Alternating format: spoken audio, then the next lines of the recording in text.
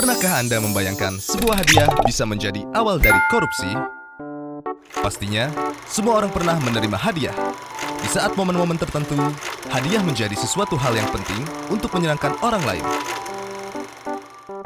Tetapi ada juga hadiah-hadiah yang dilarang.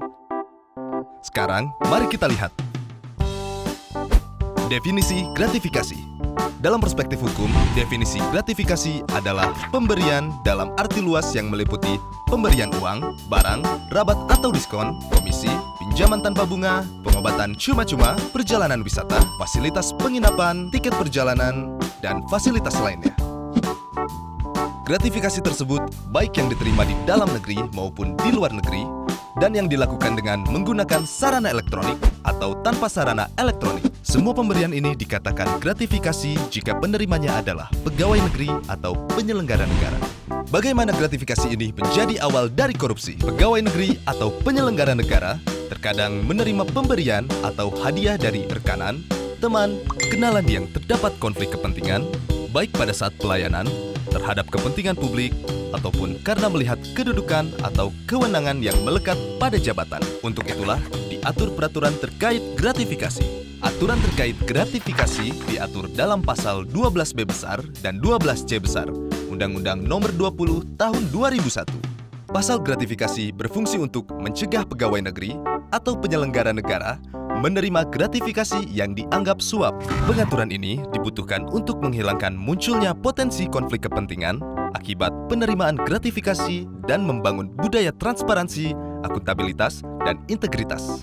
Mungkin kita sebagai masyarakat juga belum memahami apa saja unsur-unsur pasal gratifikasi.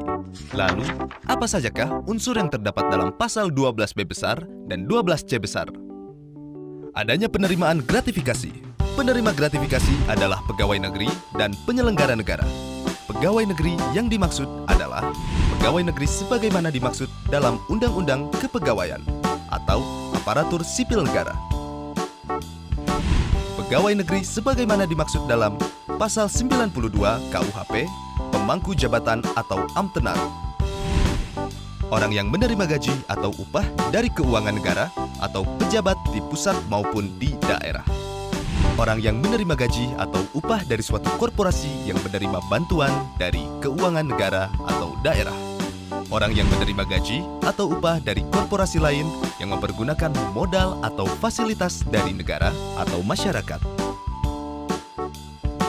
Penyelenggara negara yang dimaksud adalah pejabat negara yang menjalankan fungsi eksekutif, legislatif, atau yudikatif, dan pejabat lain yang fungsi dan tugas pokoknya berkaitan dengan penyelenggaraan negara. Gratifikasi yang dianggap suap. Gratifikasi diperoleh dari pihak yang berhubungan jabatan dengan penerima, dan penerimaan gratifikasi tersebut bertentangan dengan kewajiban atau tugas penerima. Gratifikasi yang diterima tersebut tidak dilaporkan kepada KPK dalam jangka waktu 30 hari kerja sejak tanggal gratifikasi diterima.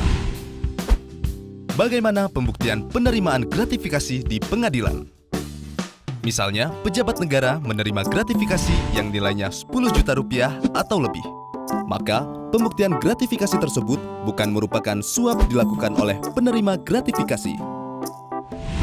Yang berikutnya, pejabat negara menerima gratifikasi yang nilainya kurang dari 10 juta, maka pembuktian gratifikasi dianggap suap dilakukan oleh penuntut umum. Lalu, apakah ada sanksi untuk penerima gratifikasi? Jawabannya, ya. Menurut pasal 12B besar ayat 2, Undang-Undang Nomor 20 Tahun 2001, pidana bagi pegawai negeri atau penyelenggara negara adalah pidana penjara paling singkat 4 tahun, paling lama 20 tahun, atau pidana penjara seumur hidup, dan pidana denda paling sedikit 200 juta rupiah, dan paling banyak 1 miliar rupiah. Mungkin, semua orang belum sepenuhnya sadar bahwa dari penerimaan gratifikasi bisa berakibat fatal.